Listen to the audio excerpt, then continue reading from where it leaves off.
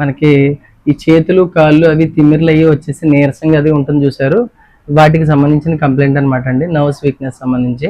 So మన దగ్గర patient గత నెలగా మందులు వాడుతున్నారు. సో మన దగ్గర మందులు వాడిన తర్వాత ఎలా రికవర్ అయ్యారు ఏంటో ఒకసారి సార్ మాటలో తెలుసుకుందాం అండి. మా హోమియోపతి మందులు వాడారు కదా ఈ నెల రోజులుగా, అసలు ఏం మార్పు చూసారు అసలు మా మందులు వాడిన తర్వాత? నాకు ఇక్కడికి వచ్చిన బొర్ర నేరం లాగుతాం, మూతం తిరుగుతాం తగ్గిందండి. ఓకే, ఎక్కడికి వెళ్ళినా తగ్గేది కాదు.